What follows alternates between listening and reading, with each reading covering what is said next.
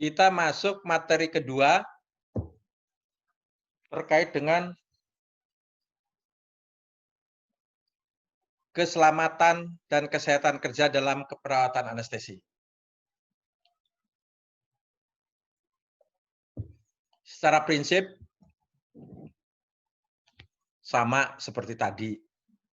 Cuman tadi skupnya bicara rumah sakit, ini di breakdown hanya di pelayanan anestesi, ya. Kalau areanya hanya bicara di kamar operasi.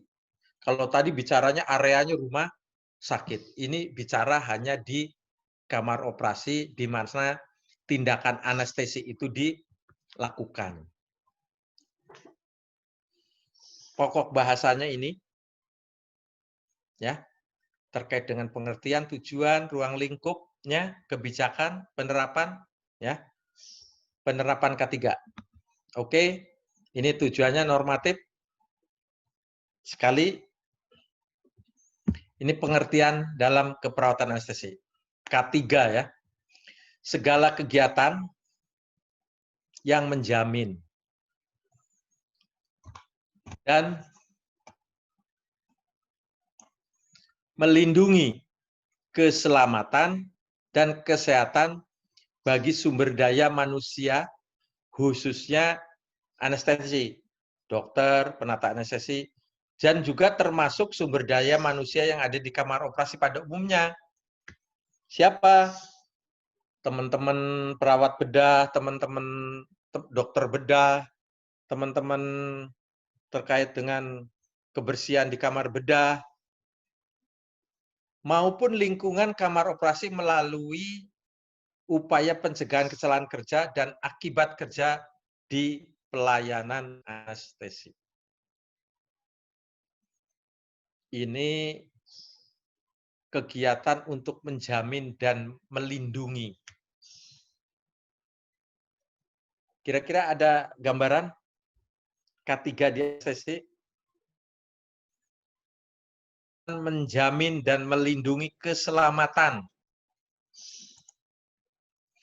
Ini bisa contohnya yang kasat mata lingkungan, bahwa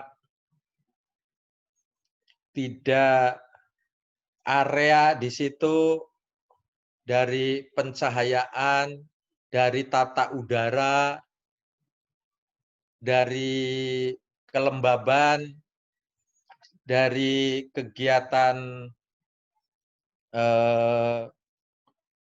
ada tabung oksigen, tabung nitros oksid, oksigen tidak disarankan untuk di dalam kamar operasi. Di kegiatan itu harus menjamin, karena oksigen bisa terpercikan dengan alat untuk koagulasi pembuluh darah, Holter. Kalau ada percikan dengan oksigen, dia bisa terjadi kebakaran. Itu di situ berarti harus ada SPO-nya, harus ada aturannya. Ini kegiatan di situ ya. Untuk melindungi dokter, untuk melindungi kita penata anestesi dan yang lainnya. Contoh lain, bahwa mesin anestesi itu harus dikalibrasi, harus dites fungsinya. Apakah benar zat agent anestesi itu kalau kita putar 1% atau putar 2%, apa keluarnya itu sama 2%? Ada alat ukurnya dari tim elektromedik atau teman-teman yang ada di bawah Kementerian Kesehatan. Itu harus dijamin. Jangan sampai dibukanya itu cuma 2%, keluarnya 5%. Berarti itu akan membahayakan pasien. Apalagi kalau kita tidak memonitor tentang vital sign-nya pasien melalui bedside monitor. Karena kalau kebanyakan zat anestesi juga sebetulnya indikator-indikatornya bisa muncul di bedside monitor. Tensinya akan turun, nadinya bisa awalnya cepat terus lemah, dan gitu ya, salah satu contohnya. Atau bisa juga agent anestesinya yang di style di kita di itu 3%, ternyata yang keluar di sana ke pasien hanya 1%. Yang 2 kemana? Bocor. Di jalan, mesin anestesinya ada kebocoran. Yang niatnya kita mau bius, malah kita kebius sendiri kan. Ada polusi udara, polusi gas anestesi. Itu salah satu contoh ya. Ini resiko adalah kombinasi dan konsekuensi suatu kejadian yang berbahaya dan peluang terjadinya kejadian tersebut. Ini resiko. Jadi resiko itu bisa terjadi, bisa juga tidak terjadi, tetapi harus tetap diantisipasi kejadian-kejadian itu.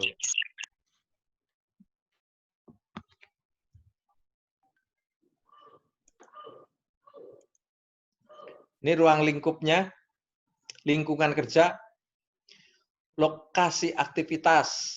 Nih, lingkup kerja kita penata anestesi itu kamar operasi, gawat darurat, ICU, tapi lebih dominan di kamar operasi.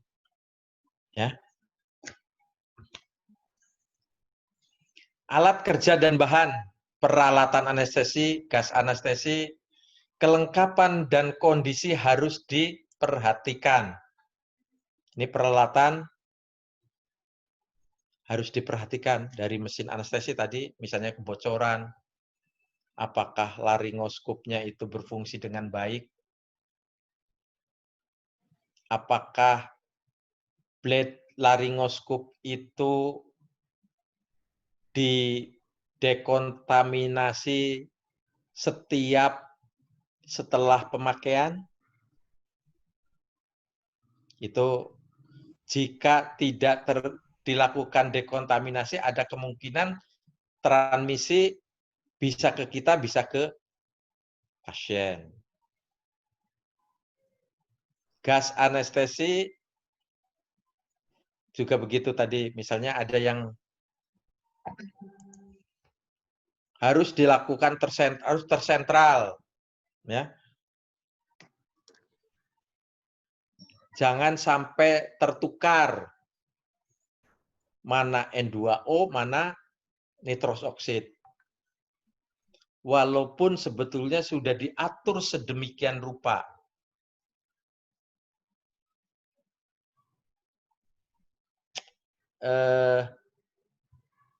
Ada alat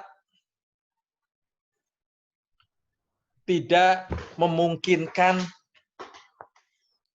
N2O dan nitros oksid dan oksigen itu tertukar. Itu sudah diantisipasi sedemikian rupa. Tapi toh tetap pernah terjadi di negara kita, ya. Pernah terjadi, tapi nggak usah sebutkan di mana, ya. Itu pernah terjadi, tertukar. Jadi itu harus hati-hati. Metode pemilihan jenis dan kepatuhan penggunaan APD. Metode bekerja kita. Contoh, pemilihan jenis anestesi. Di masa COVID, hindari tindakan anestesi yang memprovokasi saluran pernapasan. Di masa COVID, patuhlah menggunakan APD.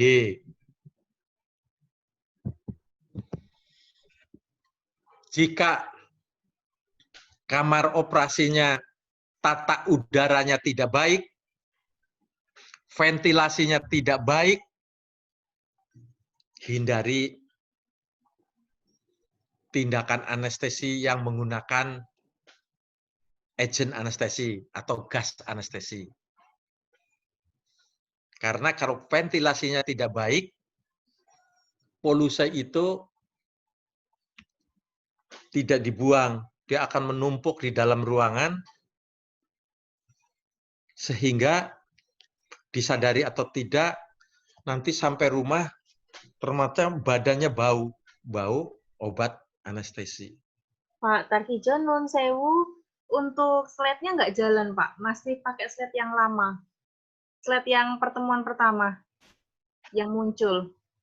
Mungkin share screen-nya diulangi untuk yang PPT. Oke. Bentar ya.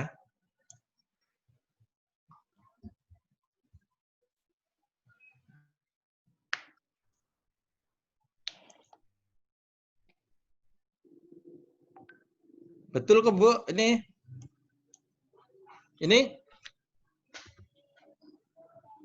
di sini masih ini ucapan terima kasih slide yang terakhir. Oh, sama. Aduh, gimana? Diulangi ya? Enggak apa-apa, di apa namanya, diganti saja untuk slide-nya. Untuk videonya enggak perlu diulangin, Pak. Oke. Yang ini hapus aja.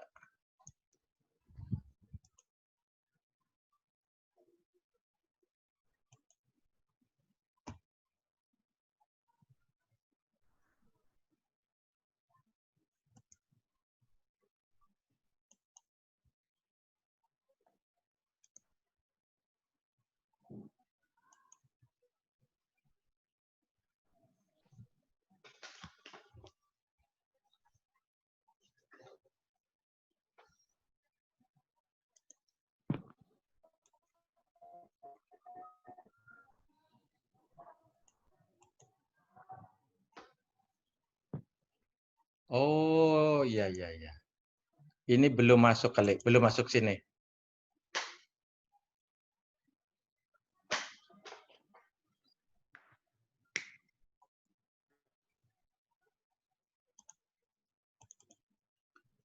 Oke?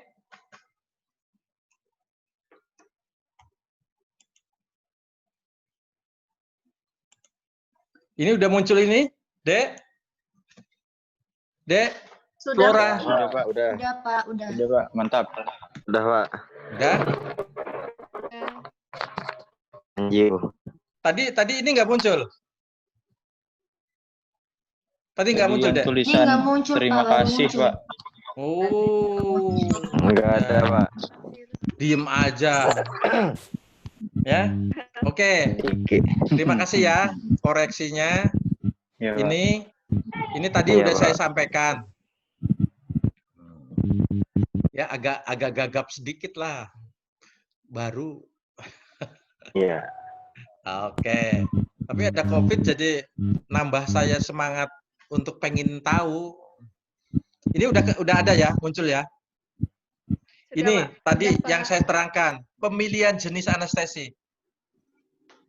Contohnya tadi, kalau di masa COVID, hindari yang memprovokasi saluran pernapasan.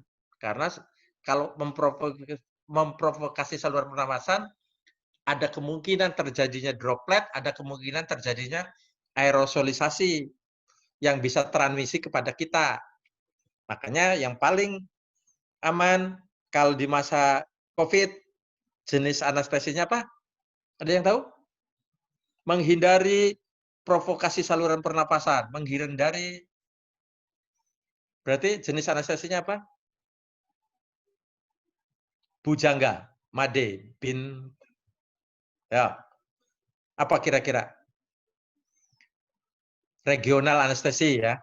Bisa spinal, bisa epidural, bisa yang lainnya ya. Untuk pengetahuan aja, untuk lokal bisa juga.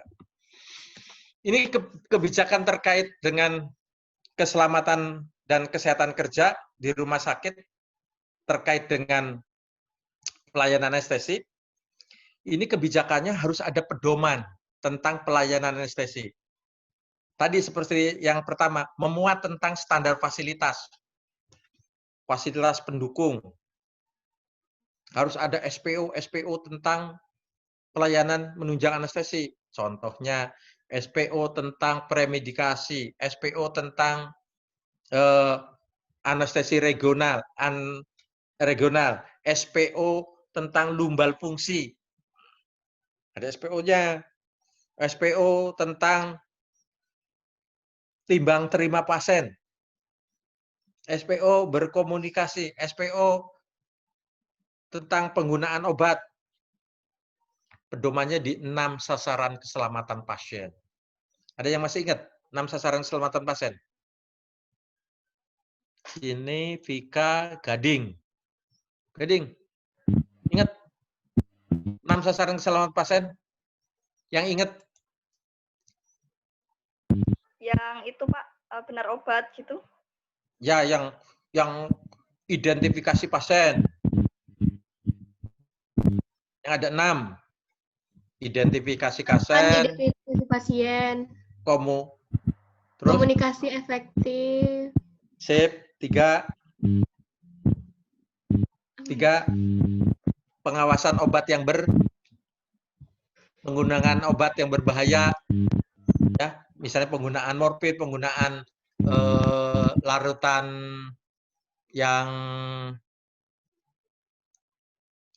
apa namanya itu? Itu obat-obat anestesi termasuk obat-obat yang berbahaya. Yang keempat apa? Jangan sampai salah posisi, salah pasien dalam tindakan operasi ya. Dokumentasi. Ya, termasuk mengurangi resiko infeksi dan resiko jatuh. Kalau kita melaksanakan pekerjaan sesuai dengan berpedoman pada 6 sasaran keselamatan pasien, itu akan membantu untuk keamanan kita dan keamanan pasien.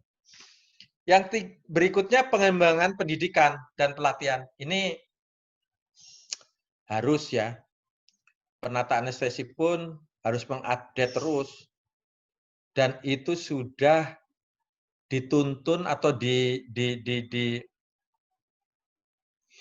diharuskan, dipaksa sebetulnya kita untuk selalu mengupdate ilmu.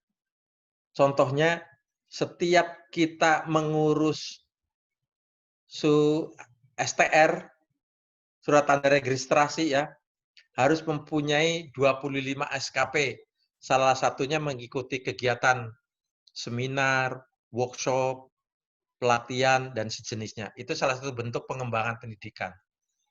Dan sekarang lagi sangat musim dengan webinar ya. Gratis lagi, tidak bayar, dapat SKP. Sudah cukup 25 untuk ngurus STR ya. Tata laksana pelayanan K3 di rumah sakit. Kalau terkait dengan anestesi itu pre, durante, dan pasca anestesi. Ini tata laksananya harus ada di anestesi. Termasuk kalau tata laksana terkait dengan K3 rumah sakitnya, itu biasanya yang membuat secara resmi itu dari tim K3, tapi kita melakukan rapat koordinasi. Ya. Harus juga ada pedoman organisasi. Nih, ada struktur organisasi, ada uraian jabatan, ada tata hubungan kerja. Struktur posisi ada instalasi anestesi, dia bertanggung jawab ke siapa, di bawahnya susunnya stafnya siapa saja, itu ada secara hierarki, ada uraian jabatannya, ada kepala instalasi itu tupoksinya apa, penata anestesi itu tupoksinya apa, blas, bla, bla, bla, ada ya. Itu harus ada tata hubungan kerja dengan dokter bedah, dengan dokter anestesi, dengan perawat bedah, dan juga begitu sebaliknya. Dan laporan kinerja juga ada harus. Potensi resiko dalam pelayanan anestesi sama seperti tadi. Ya. Cuman ini lebih fokus hanya di anestesi. gas anestesi, ini tahu formaldehid untuk apa? Nurul Azizah. Tahu? Formaldehid Untuk mensterilisasi. mensterilkan pengawet Sterilkan. mayat ya. Iya. Ya. Cuman kalau di kamar operasi itu biasanya dipakai oleh perawat bedah untuk mensteril benang operasi, jarum apa. Walaupun sekarang sudah mulai ditinggalkan sebetulnya. Karena sterilisasi itu dilakukan oleh Central Sterilisasi Supply Department, oleh unit tersendiri. Dan formaldehid itu tidak dalam bentuk tablet, tapi udah dalam bentuk refill, tinggal dimasukkan ke mesin, nanti mesinnya yang jalan. Jadi lebih safety buat semuanya. Ini tapi saya kira di tempat-tempat tertentu ini masih berjalan. Fisik, ini tata udara, seperti tadi saya sampaikan ya. Suhu dingin, radiasi, pencahayaan, kalau di anestesi ya tata udara. Kalau normal ya tekanannya harus positif, kalau COVID ya harus negatif, ya. Suhu 20 sampai 24 derajat, bahkan ada yang menyebut 19 sampai 22. Ini di kamar operasi. Ergonomik, positatis, mendorong dan mengangkat. Hati-hati penata anestesi kalau memindah pasien, posisinya harus benar, kebersamaan antar teman mengangkat itu harus bersama, jangan sampai yang satu sudah ngangkat, yang lain masih belum ngangkat. Itu akan membahayakan temannya sendiri. Ini stres bisa terjadi, misalnya kena shift, malam-malam harus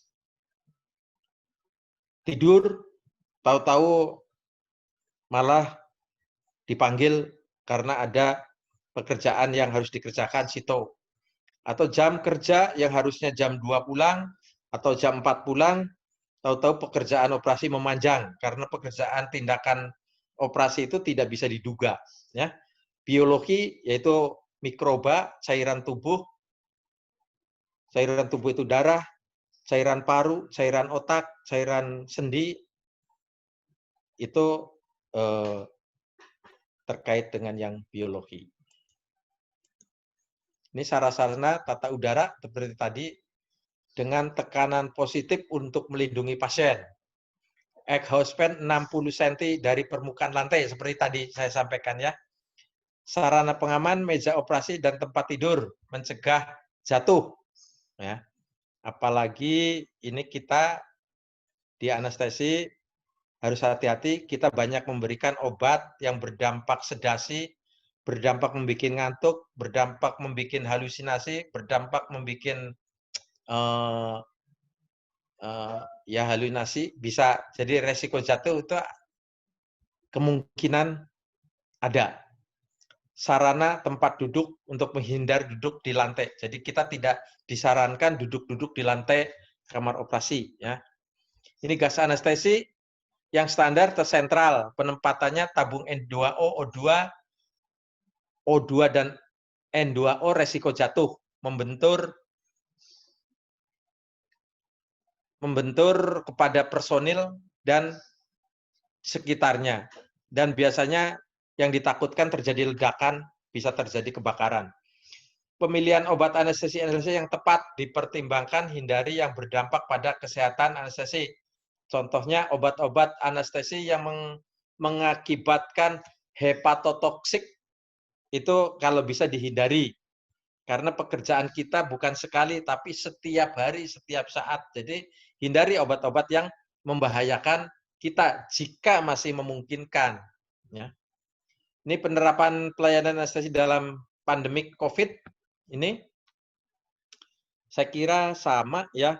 Tata udara udah tadi, alur kerja itu biasanya yang menentukan itu dari tim infection control, PPI, pencegahan dan pengendalian infeksi. Alurnya harus gimana? Prinsipnya alur kerjanya sudah ditentukan ya. Dari kita kapan menggunakan APD, kapan pasiennya itu datang, kapan kita melepas APD, kapan kita harus cuci tangan, kapan kita harus mandi di mana, itu sudah ditentukan. memilih teknik anestesi yang sesuai tadi, hindari provokasi hidung ya. Anestesi inhalasi jika kita pasien COVID dengan keterpaksaan harus di anestesi umum ada filternya. Dan itu satu pasien satu filter. Jika itu tujuannya melindungi kita, melindungi pasien dan melindungi pasien berikutnya. Karena filter itu salah satu mencegah mikroba masuk ke dalam mesin anestesi. Jika filter itu dipasang antara mesin anestesi dan sirkuit, mesin anestesi, ini sirkuit, ini filternya di tengah, filternya di tengah, berarti si sirkuit itu harus jangan dipakai lagi, ya. Jumlah personal dibatasi, nggak usah banyak-banyak deh. Ngapain? Pasien infeksius, malah biasanya pada menghindar, pada ngumpet itu. APD harus siap sebelum kontak. Jadi sebelum pasien datang, kita sudah menggunakan APD. Ya. Transfer dari ruang pasien ke kamar operasi harus minimal kontak. Ke orang-orang ya, ke area publik itu dihindari. Pasien menggunakan masker jika memungkinkan. Karena COVID itu keluar dari dalam tubuh pasien itu melalui saluran pernapasan. Port exit-nya melalui saluran pernapasan. Port exit-nya melalui saluran pernapasan. Makanya pasiennya harus menggunakan masker jika memungkinkan. Waspadaan isolasi ya dan transmisi. Waspadaan isolasi ada 11. Salah satu yang paling populer hand hygiene. Menggunakan APD, menyuntik yang aman, penempatan pasien, kesehatan karyawan, ya, dan lainnya. Waspadaan isolasi, transmisi, kontak, droplet, dan airborne. Ini durante minimal kontak. Kita minimal kontak ya. Jika pasien sudah tertata, teranestesi, kita nggak usah banyak intervensi kepada pasien. Lihat aja monitor, lihat juga diamati, ya. Jika melakukan intubasi, tindakan lain sejenis minimalkan terjadinya aerolisasi dengan anestesi dalam, dengan ektubasi dalam atau anestesi dalam, ya, supaya tidak. Ini pasca general anesthesi. Jika dilakukan ektubasi, hindari pasien batuk atau tindakan yang menimbulkan aerosol. Jadi ektubasinya ektubasi dalam, ya. Suction, menyedot-nyedot, kita jika mungkin dihindari, jika tidak mungkin kita gunakan APD yang betul, yang menutup port exit. Port exit-nya kan melalui saluran pernapasan, pencernaan, dan mukosa mata. Ini harus benar. APD-nya N95 benar, maskernya, goggles-nya harus benar, face shield-nya harus benar. Pulih sadarnya, jika memungkinkan tidak perlu masuk ke ruang recovery room. Cukup di kamar operasi sampai bangun, paling tidak di ruang anteroom, ruang persiapan di luarnya, masih memungkinkan. Ditungguin sampai bangun betul. Itu baru ditransfer langsung ke ruang isolasi lagi. Ya. APD, hati-hati dalam melepas APD. Dilepas di area yang sudah ditentukan. Biasanya sudah ada ketentuannya di situ. Tempatkan pada tempat sampah infeksius.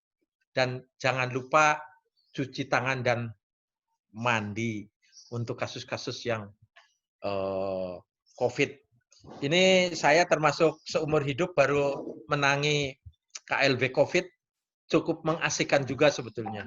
Ya, mudah-mudahan adik-adik nggak menangi lagi ya, tapi mudah-mudahan vaksinnya ditemukan sehingga tidak seperti era kembali lagi.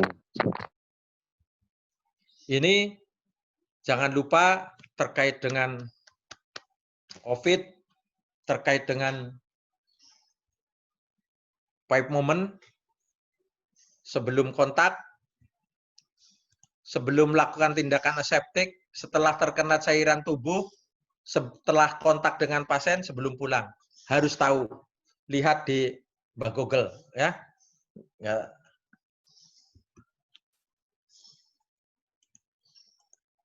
Ini 6 langkahnya. Udah apa ya 6 langkah? 6 langkah cuci tangan. Pertama, ini 1, 2, selalu kanan kiri, ini 3, 4, ini jempol 5, kanan kiri, ini 6. Ya, itu harus lihat di video banyak gitu ya. Ini pembersihan dekontaminasi,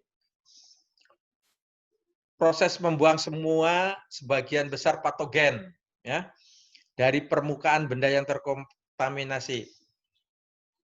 Semua benda yang sifatnya horizontal harus dibersihkan setiap hari, yang vertikal jika kelihatan kotor. Tempat-tempat yang banyak bersentuhan dengan tangan harus dibersihkan. Bahkan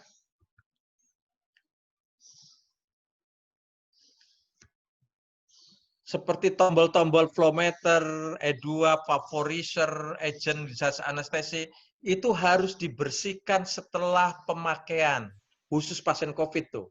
Pada waktu kita masih menggunakan APD lengkap, bersihkan itu.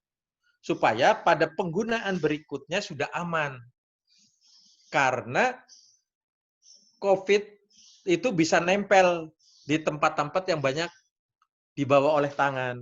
Tangan kita masih pakai handskun, muter-muter tombol N2O, O2, bisa nempel di situ. Lakukan pembersihan, dilap dengan cairan desinfektan, yang paling standar dengan hipoklorit, tapi 0,5%, tapi habis itu harus dibilas dengan air biasa. Ya. Saya kira ini waktunya kita udah mau habis nih. Prioritas dekontaminasi sudah, ini APD di era pandemi. Ini APD di era pandemi, ini cara memakai APD, nanti bisa dibaca ya, ini sama. Bisa dibaca, ini saya putarkan ini aja. Ini memakai, ini cara melepas, ini melepas. Nah.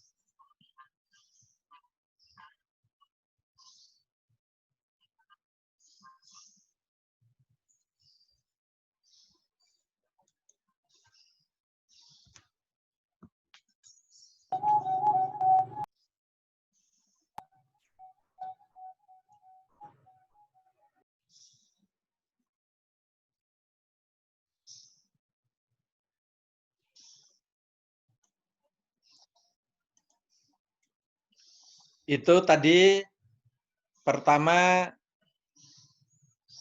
penggunaan APD di ruang isolasi ya. Termasuk di kamar operasi sama, bentuk APD-nya sama, penggunaannya sama. Itu kalau untuk APD terkait dengan APD, penggunaan APD itu disesuaikan dengan tindakan apa yang dilakukan. Saya belum pernah membaca terkait dengan level 1, 2, 3 di suatu literatur. Adanya di media level 1, level 2, level 3. Tapi yang saya baca tergantung tindakannya. Ya. Jika tindakannya itu menimbulkan aerosolisasi seperti pada pasien COVID ya, menimbulkan aerosolisasi, harus menggunakan APD yang lengkap seperti tadi. Ya. Hindari melakukan hal-hal di bawah ini, meletakkan APD di lantai, di loker, di lemari dan macam. Membongkar kembali APD yang sudah ada di dalam tempat sampah infeksius. Mengisi kantong plastik infeksius atau tempat yang tertutup berisikan APD terlalu penuh. Jadi jangan sampai sampah APD itu terlalu penuh, jangan sampai tidak bisa diikat ya. Ini di kamar operasi di salah satu rumah sakit di Purwokerto ini mestinya yang bagus tidak ada selang-selang atau kabel-kabel yang nempel ke tembok, baik colokan untuk gas anestesi maupun untuk terkait dengan sumber energi. Tapi di semua nempel di alat, ini namanya pendan, yang dari plafon turun ke bawah. Jadi nanti langsung di area. Jadi tidak, kalau kita mobilitas di sekitaran itu tidak mungkin kita tersandung oleh kabel atau selang-selang yang ada. Nih, ini bisa kita kalau jalan ke sini bisa tersandung oleh ini ya. Ini N2O sama O2 tidak mungkin tertukar karena berbeda colokannya ya. Ini filter yang tadi untuk pasien COVID ya. Hati-hati dalam setiap posisi pasien terlungkup. Hati-hati lindungi organ vital, mata jangan sampai tertekan. Harus dilindungi sesuai SPO-nya, harus dikasih salep, dikasih pelembut di sini dengan kasa atau dengan benda lainnya yang lembut, termasuk organ vital dari kemaluan jangan sampai tertekan. Jangan sampai setelah anestesi selesai, setelah operasi selesai, yang sakit tinggal di tempat yang bukan dilakukan tindakan operasi. Begitu juga di daerah penekanan-penekanan, itu harus hati-hati di situ. Ya. Ini resiko jatuh di keamanan dan keselamatan kerja, resiko jatuh terkait ini Humpty Dumpty itu untuk pasien pediatri, khususnya dalam pemberian obat-obat sedang, dan terkait dengan kita itu jangan sampai pasien itu jatuh. Ini resiko tertukar, pasien juga kemungkinan tertukar, obat juga bisa kemungkinan tertukar, karena obat itu mirip rupa, mirip bentuk, mirip nama, ya. Itu jangan sampai tertukar. Lokasi juga, jangan sampai yang kanan dioperasi yang kiri, gitu juga. Kita pedomannya ke 6 sasaran keselamatan pasien, 6 sasaran keselamatan pasien untuk menghindari.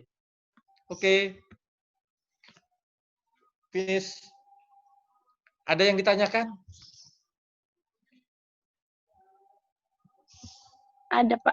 Ya, silakan. Ada, Pak. Izin bertanya, Ya. Pak.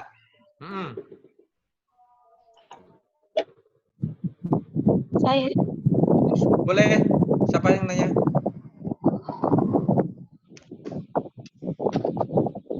ingin bertanya, Pak. Oke. Jadi, Pak, bagaimana dengan kasus yang terjadi belakangan ini, yaitu adanya dokter gadungan yang bekerja di rumah sakit secara sudah lama hingga bertahun-tahun. Padahal syarat untuk bekerja di rumah sakit harus ada surat izin seperti SIPA. Itu gimana itu, Pak? Oh, jadi keselamatan pasien itu akan tidak terjamin itu, Pak. Itu gimana itu, Pak, maksudnya ya? Nah, gini ya.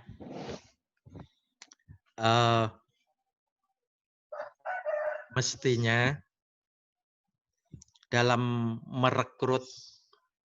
rekrutmen pegawai, pekerja, baik dokter, perawat, penata anestesi, yang lainnya, itu harus sesuai dengan regulasi yang ada. Misalnya terkait tadi yang disampaikan dokter. Pada waktu merekrut, berarti dia biasanya kan ada persyaratannya. Dia rekrutnya dokter apa? Harus ditunjukkan dia ijazah. Harus punya STR. Harus punya SIP. Bahkan sekarang sangat ketat. Jika tidak mempunyai STR, daftar aja nggak boleh.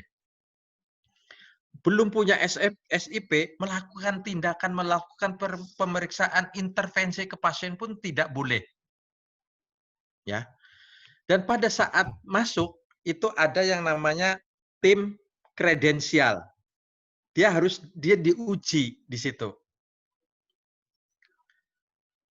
Bahkan tim kredensial itu biasanya dari berbagai macam, misalnya kalau dokter, dari berbagai dokter, dia biasanya diambil kesimpulan, walaupun itu kebijakan internal, ada yang lulusan dari ini, misalnya dari UI, dari mana, termasuk pada waktu merekrut itu, dokter syarat-syarat itu sudah terpenuhi apa belum. Biasanya akan cross-check ke institusi pendidikannya. Misalnya kayak Flora juga. Nanti direkrut. Benar enggak ini lulusan dari Purwokerto? Biasanya dari institusi institusi rumah sakitnya, dia akan telepon. Sekarang kan sangat mudah. Kontak personnya sangat mudah. Browsing UHB Purwokerto aja situ udah nomor kontaknya ada. Ketua programnya siapa? Bu Nova, ditelepon Bu Nova. Betul nggak Flora lulusan sini? Begitu juga dokter juga kayak gitu. Kalau itu dilakukan sebetulnya itu tidak akan terjadi begitu. Cuman memang sekarang dengan kemajuan teknologi, pernah itu memang terjadi di pulau di seberang sana, karena kemajuan teknologi. Pak, sampai bertahun-tahun. Mungkin dengan scanning, dengan apa, tapi ternyata memang pernah terjadi. Saya kira prosedur itu harus dilakukan, Flora. Ya. Itu dilakukan tidak akan terjadi. Tapi Pak, itu Pak, dokternya itu Pak memalsukan semua ijazahnya Pak. Itu Bukan emang ijazahnya. nggak ketahuan itu Pak.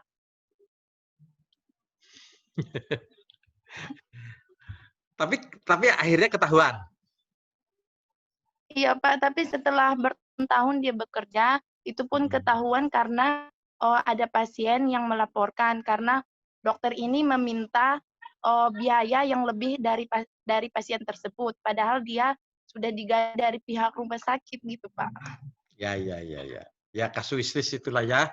Kasuistis. Sekarang dengan regulasi-regulasi yang ketat, aturan-aturan yang ketat, saya kira itu akan dimulai di ini. Zaman sebelum ada undang-undang kedokteran, sebelum ada undang-undang rumah sakit, sebelum ada undang-undang tenaga kesehatan, itu masih mungkin itu terjadi. Mungkin terjadi. Tapi bahkan sekarang melibatkan organisasi profesi sangat ketat. Kemungkinan kecil lah sekarang. Ya. Kalau di sini loh ya, tapi nggak tahu di sana-sana saya nggak paham. Oke. Saya kira itu. Yang lain ada? Terima kasih Pak. Nanti kita Pak, dilanjut izin kalau memang itu bertanya. by media ya, Flora ya. Iya Pak. Izin bertanya Pak. Ya, oke.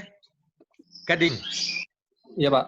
Ya, terkait untuk tadi yang penggunaan mesin anestesi, apabila di ruang operasi terjadi kesalahan medis seperti tidak akurasinya keran pembukaan gas anestesi seperti diinginkan keluar 2%, tapi ternyata keluar melebihi dari 2% atau kurang dari 2%, itu SPO yang berlaku untuk penata anestesi seperti kita itu bagaimana Pak?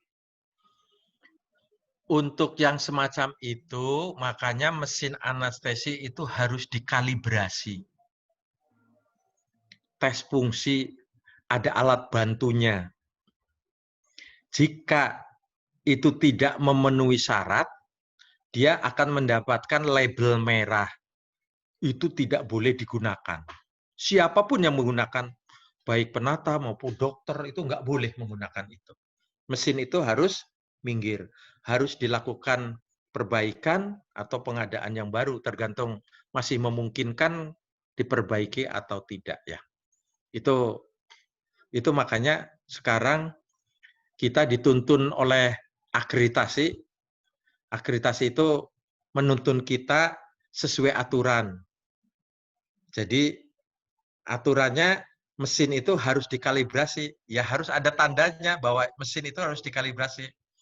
Harus dicek itu oleh surveyor. Jadi kita kan paradigma pelayanan sekarang kan berbasis kepada keselamatan pasien. Kalau itu kan bisa membahayakan pasien dan juga membahayakan kita.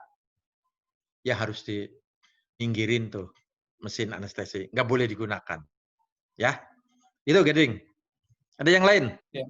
Baik, Pak. Nanti Terima kita kasih, lanjut. Pak. Kalau belum puas pakai HP ya, lewat media. Yang lain? Yuk, Anissa, siapa? Putri, Haifa. Mau nanya? Enggak, Pak. Nanya apa lagi? Nanti, oke, kalau nggak ada yang nanya, saya akhiri karena ini udah jam 3 lebih. Kita kontraknya itu sampai jam 3 terkait dengan penggunaan Zoom-nya. Ya. Saya sangat berharap adik-adik itu lebih banyak membaca. Ya, baca literatur yang lain. Saya termasuk membaca ini. Buku Peraturan Menteri Kesehatan Republik Indonesia nomor 66 tahun 2016. Itu banyak didapat dari situ. Silahkan baca di situ. Atau literatur yang lain, silahkan baca. Yang kedua, minta maaf karena keterbatasan waktu. Dan minta maaf jika ada hal yang kurang pas. Jika ada hal-hal yang perlu kita sharing, silahkan manfaatkan media. Telepon nomor kontak saya ada di PJ-nya. Masing-masing kelas. Boleh, silahkan nanya apa saja. Tapi biasanya saya jawabnya pagi-pagi. Nanyanya sore, dijawabnya pagi. Ya. Biasanya saya kayak gitu. Tidak langsung dijawab. Ya. Oke, saya kira itu. Sampai jumpa di lain kesempatan dan mudah-mudahan kita bisa tatap muka secara langsung akan lebih baik karena ternyata apa itu? Bayai. Ya, kita akan bertemu bisa tatap muka langsung akan lebih baik di antara kita ya.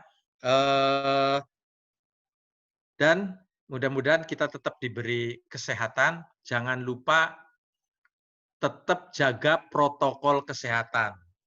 Kenapa kita harus cuci tangan? Karena tangan kita suka kemana-mana. Makanya tangannya dicuci. Mungkin tangan kita suka jahil dikit, makanya harus dicuci. Kenapa kita pakai masker? Karena port entry-nya melalui saluran pencernaan dan pernapasan. Itu aja. Kenapa kita jaga jarak? Karena penularan COVID melalui droplet. Gitu aja. Ya, saya kira itu. Saya mohon maaf. Terima kasih. Assalamualaikum warahmatullahi wabarakatuh. Salam sejahtera untuk semuanya. Waalaikumsalam. Waalaikumsalam. Wabarakatuh. Udah, Bapak. Oke, sampai jumpa ya. Terima kasih, Pak. Nanti ada tugas dari Bu Wilis. Dikerjain ya. Sehat terus, Pak. Bayai. Bisa presentasi lagi lewat Zoom. 45 menit. Nanti bisa kapan aja waktunya ya. Oke, Pak. Terima kasih. Assalamualaikum. Waalaikumsalam.